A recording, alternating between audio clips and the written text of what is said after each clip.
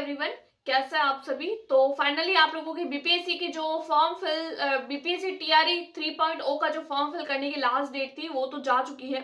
अब जिन जिन कैंडिडेट्स ने फॉर्म भरे हैं और जो जो कैंडिडेट्स एग्जाम के लिए प्रिपेयर कर रहे हैं, तो बहुत सारे कैंडिडेट ऐसे हैं जो स्टार्टिंग से ही प्रिपरेशन कर रहे हैं, बट बहुत सारे कैंडिडेट ऐसे भी हैं जो बहुत कम टाइम हुआ है प्रिपरेशन करते हुए। तो उनके माइंड में एक छोटा सा डर है कि क्या उनका सिलेक्शन होगा, क्योंकि हम लोगों को पता है कि कई बार जो है वो कंफ्यूजन है 3 अटेम्प्ट को लेकर, 5 अटेम्प्ट को लेकर, और बहुत सारे कैंडिडेट ऐसे भी हैं जिन्होंने 2 अटेम्प्ट को दे चुके हैं और उनको अभी भी यही डाउट है कि अगर हम लोगों का ये लास्ट अटेम्प्ट हुआ और अगर हमारा इसमें सिलेक्शन नहीं हुआ तो फिर आगे हम और अटेम्प्ट नहीं दे पाएंगे और हमारा ये जो अच्छी खासी वैकेंसी जो बीपीएससी बार बार निकाल रहा है उसमें हम लोग चूक जाएंगे। तो आप देखिए, आज की वीडियो में मैं आप लोगों के साथ में शेयर करने वाली हूँ कुछ ऐसी मोस्ट इंपॉर्टेंट बातें कि अगर आप लोगों का ये लास्ट चांस है या लास्ट चांस नहीं भी है अगर आप लोगों का, तो आप किस तरीके से अच्छे मार्क्स से अपने बीपीएससी टीआरई 3.0 के लिए प्रिपेयर कर सकते हैं या एक अच्छे मार्क्स से आप इस एग्जाम को क्वालिफाई कर सकते हैं। सबसे पहले तो देखिए, मैं आप लोगों के साथ में ये बात क्लियर कर दूं कि आज की वीडियो में मैं आप लोगों को ये तो नहीं बताऊंगी कि आपको एक पर्टिकुलर बुक पढ़ लीजिए या फिर आप सिर्फ प्रीवियस ईयर कर लीजिए या फिर सिर्फ आपको इस क्लास को ज्वाइन कर लीजिए या फिर आप सिर्फ मेरी वीडियोस देख लीजिए तो आपका सिलेक्शन 100% हो जाएगा। तो देखिए, 100% सिलेक्शन की तो गारंटी कोई भी नहीं देता है। सबसे पहले अगर मैं बात करूं तो आप लोगों को अभी इस एग्जाम टाइम पे, यानी कि अब आप लोगों के पास में सिर्फ 10 दिन है, क्योंकि देखिए हमारे पास में जो डेट थी एग्जाम की, बीपीएससी के एग्जाम की, तो वो पहले से डिक्लेयर हो चुकी थी कि 7 से लेकर 17 तक अब आपका एग्जाम कभी भी हो सकता है। आज के हिसाब से देखें तो आप लोगों के साथ में पास में जो है वो सिर्फ 7 से 8 या 10 दिन मैक्सिमम। अब इन 10 दिनों में आप लोग क्या ऐसा करें कि आप लोग जो है वो बहुत जो है वो एग्जाम के पास होने के बहुत ज्यादा नजदीक पहुंच जाए। तो देखिए, इसके लिए आप लोगों को कुछ कुछ बातों का ध्यान रखना होगा। ये बातें वो हो सकती है कि देखिए, अगर आप लोगों ने कोई भी पेड कोर्स लिया है या फिर अगर आप लोगों ने कोई भी ऐसी कोचिंग जो है वो ज्वाइन कर रखी है, तो सबसे पहले तो मैं वो बता दूं कि अगर आप लोगों ने ज्वाइन कर रखी है तो आप लोग उसको कंटिन्यू करिए, और अगर आप लोगों ने सेल्फ स्टडी कर रहे हैं तो फिर आप लोगों को क्या करना चाहिए। तो देखिए, हम लोगों को हमेशा बोला जाता है कि कोई भी एग्जामिनेशन होता है तो उसके लिए सबसे ज्यादा मेन इंपॉर्टेंट होते हैं एनसीईआरटी बुक। आप लोगों को फोकस करना है एनसीईआरटी बुक्स पे, आप लोगों को फोकस करना है एससीईआरटी बुक से। देखिए, अगर आप लोगों ने अपना सब्जेक्ट वाला पेपर दिया होगा या देखा होगा प्रीवियस ईयर, अगर आप लोगों ने देखे होंगे तो आप लोगों को मैक्सिमम टाइम ये चीज देखने को मिली होगी कि जो आप लोगों का सब्जेक्ट है, मान लीजिए आप 6 to 8 के लिए आप लोग अप्लाई किए हैं और आप लोगों को जो है वो साइंस और मैथ्स का आप लोग एग्जाम देना चाहते हैं, तो अगर आप लोगों ने साइंस और मैथ्स के प्रीवियस ईयर के क्वेश्चन देखे होंगे तो आप लोगों को ये देखने को मिला होगा कि मैक्सिमम जो क्वेश्चन होते हैं वो 6, 7 और 8 की एनसीईआरटी की बुक में से ही देखने को मिलते हैं। उसके अलावा अगर मैं बात करूं, सबसे पहले तो मैं बात करूंगी आप लोगों की कॉमन सब्जेक्ट की पार्ट ए की, उसके बाद में मैं आप लोगों के मेन सब्जेक्ट की बात करती हूँ। सबसे पहले हम लोग बात करेंगे जीके और जीएस की। तो देखिए, जीके और जीएस जो है वो हम लोगों के पास में पहले से ही बता दिया गया कि आप लोगों को ल्यूसेंट अगर आप लोगों ने पढ़ रखी है तो अच्छी बात है, लेकिन अभी अगर आप लोग जो स्टार्ट करना चाहते हैं या फिर अगर आप लोग प्रिपरेशन अच्छी चाहते हैं तो फिर आप लोगों को पढ़नी होगी एनसीईआरटी प्लस एससीईआरटी, क्योंकि अगर आप लोगों ने प्रीवियस ईयर देखा है ना तो मैक्सिमम क्वेश्चन आप लोगों को एनसीईआरटी प्लस एससीईआरटी में से ही देखने को मिलेंगे। अब जीके और जीएस में कौन कौन से टॉपिक्स आप लोगों को पढ़ने हैं और कौन कौन से अभी एग्जाम टाइम में आप लोगों को अवॉइड करने हैं। देखिए, बहुत सारे कैंडिडेट ऐसे होते हैं जो दिन रात लगे रहते हैं, पढ़ाई करते हैं, बहुत ज्यादा मेहनत करते हैं, लेकिन फिर भी उनको उतना आउटपुट नहीं मिल पाता है। ऐसा क्यों होता है? तो देखिए, वो उन चीजों को अवॉइड कर लेते हैं जो उनके लिए इंपॉर्टेंट है और उन चीजों को ज्यादा फोकस करने लगते हैं जो इंपॉर्टेंट है ही नहीं। आप लोगों को इसके लिए क्या करना है, सबसे पहले तो आप लोगों को बीपीएससी की सिंपली वेबसाइट पर जाना है। वेबसाइट पर जाने के बाद में आप लोगों को वहां के प्रीवियस ईयर उठाने हैं।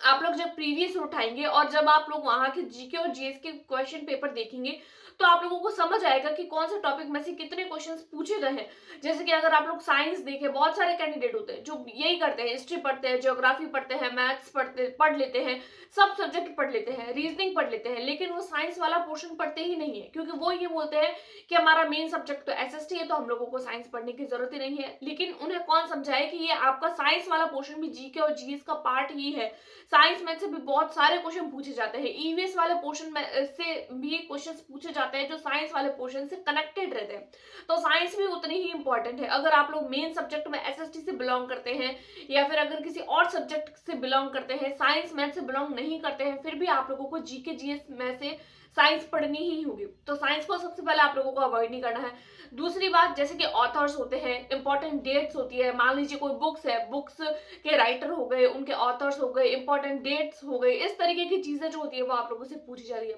मेन क्वेश्चन आप लोगों को जीके में मेन क्वेश्चन आप लोगों को एक तो हिस्ट्री में से देखने को मिलेगा, उसके अलावा आप लोगों को ज्योग्राफी में से, उसके अलावा मैथ्स की बात करूं तो मैथ्स और रीजनिंग। देखिए बहुत सारे कैंडिडेट ऐसे हैं जिनकी मैथ्स और रीजनिंग बहुत ज्यादा वीक होती है, तो वो क्या करते हैं, जीके और जीएस को छोड़कर सिर्फ और सिर्फ मैथ्स और रीजनिंग पर ही फोकस करते हैं।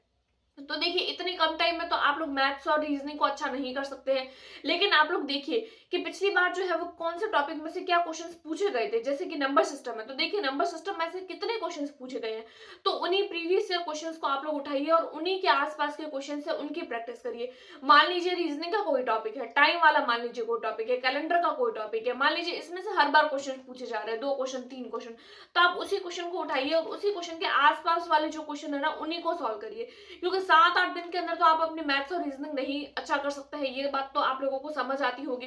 मैथ्स और रीजनिंग को अच्छा करने के लिए हम लोगों को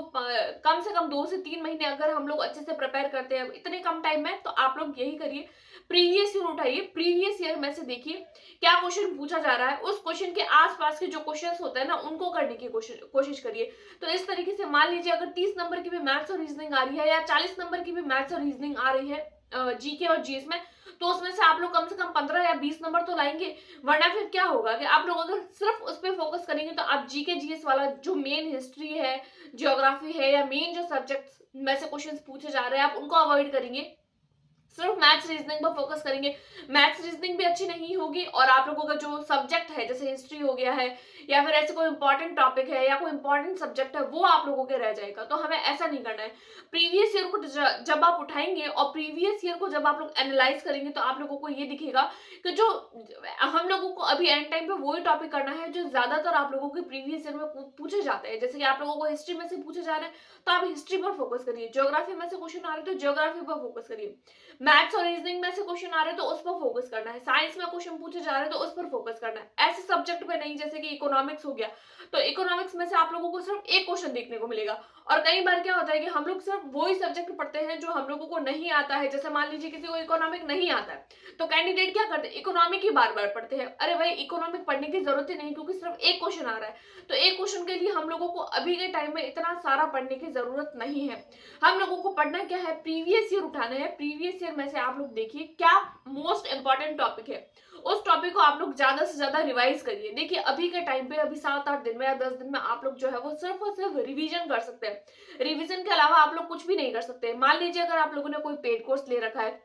आप लोगों ने कोई कोचिंग ज्वाइन कर रखा है, तो आप लोग उसके नोट्स मत बनाने बैठिए। बहुत सारे कैंडिडेट होते हैं जो एग्जाम टाइम में नोट्स बनाने बैठ जाते हैं कि हम लोग लंबे लंबे हर टॉपिक का एक लंबा विस्तार से उसका नोट्स बनाएंगे, क्योंकि ऐसा करेंगे ना तो आप पूरे दिन नोट्स ही बनाते रह जाएंगे। लेकिन हमें नोट्स नहीं बनाना है, हमें इस तरीके से करना है कि एक मान लीजिए कोई बड़ी चीज है तो उसको छोटे से पार्ट में आप लोग डिवाइड कर लीजिए, उसको समराइज कर लीजिए। समराइज करने के बाद में आप लोग उसको किस तरीके से सॉल्व कर सकते हैं, किस तरीके से आप लोग उसको रिवाइज कर सकते हैं। मान लीजिए एग्जाम से 3 दिन पहले भी अगर आप लोगों को उस टॉपिक से रिवीजन करने को बोला जाए तो भी यार आप उस टॉपिक में से सिर्फ यानी कि अगर बहुत बड़ी स्टोरी भी है ना, बहुत बड़ा कोई टॉपिक है तो भी आप उसको 5-6 लाइनों में इस तरीके से कंसाइज कर लीजिए। हर टॉपिक को कंसाइजली आप लोग उसको, ताकि आप लोग एग्जाम से 2-3 दिन पहले भी आप लोग उसको फटाफट से रिवाइज कर पाए। तो एग्जाम टाइम में आप लोगों को ज्यादा से ज्यादा रिवीजन करना है, क्योंकि रिवीजन सबसे ज्यादा इंपॉर्टेंट है। अगर आप लोग रिवीजन नहीं करेंगे तो रिवीजन नहीं करेंगे तो आप लोगों का जो एग्जाम है वो आप लोगों को थोड़ा सा डिफिकल्ट हो जाएगा। उसके अलावा आप लोग प्रीवियस ईयर करिए और जो चीजें पढ़नी है ना उसको एनसीईआरटी और एससीईआरटी में से पढ़िए। और अगर कोई भी चीज पढ़नी है तो वो इस तरीके से पढ़नी है कि वो हमको एग्जाम टाइम में पूछी जाती है। ऐसी चीजें नहीं जो एग्जाम टाइम में पूछी भी नहीं जा रही है और हम उन्हीं पे फोकस कर रहे हैं, या फिर ऐसा टॉपिक जो बहुत ज्यादा वीक है तो उस पर भी आप थोड़ा अभी कम फोकस करिए, क्योंकि अगर जो वीक है वो भी 7-8 दिन में तो आपका स्ट्रांग नहीं हो सकता है। तो इस टॉपिक पर आप लोग ज्यादा जो है वो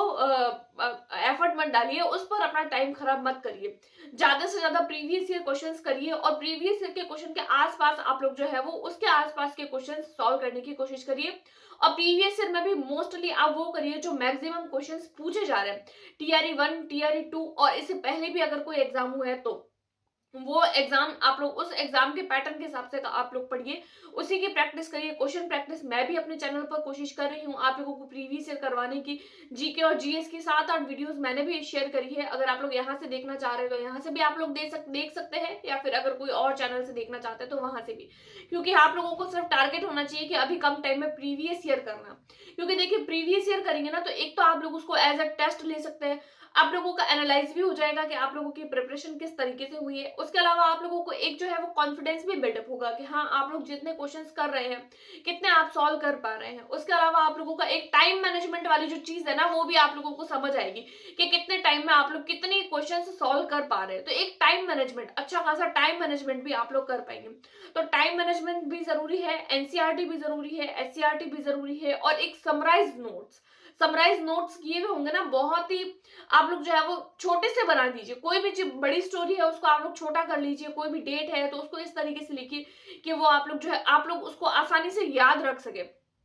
इस तरीके से आप लोग जीके और जीएस वाले पोर्शन को करिए। उसके अलावा मान लीजिए आप लोगों का सब्जेक्ट है साइंस और मैथ्स वाला सब्जेक्ट है, तो आप मैथ्स के वही टॉपिक अभी के टाइम में आप लोग जीके जीएस में वही टॉपिक करिए जो आप लोगों के मेन सब्जेक्ट में पूछे जा रहे हैं। मान लीजिए मेन सब्जेक्ट में 6, 7, 8 की एनसीईआरटी पूछी जा रही है तो आप जीके जीएस के लिए भी वही साइंस मैथ्स पढ़िए जो आपके मेन सब्जेक्ट में भी काम आएगा, साथ ही साथ आप लोगों के जीके जीएस वाले पोर्शन में भी काम आएगा। तो दोनों सब्जेक्ट्स में आप लोगों के काम आने वाले हैं। तो ये कुछ कुछ बातें थी एग्जाम को क्रैक करने की, कुछ कुछ बातें ऐसी है जो आप लोगों की शायद जो है वो आप लोगों को समझ आई होगी। बाकी ऐसा तो नहीं बोल सकते कि आप लोग सिर्फ ये बुक पढ़ लीजिए तो आप लोगों को क्वालिफाई हो जाएगा, या फिर ये बुक पढ़ लीजिए। ऐसी कोई बुक्स मैं नहीं बताने वाली हूँ आज की वीडियो में, या नहीं बताई है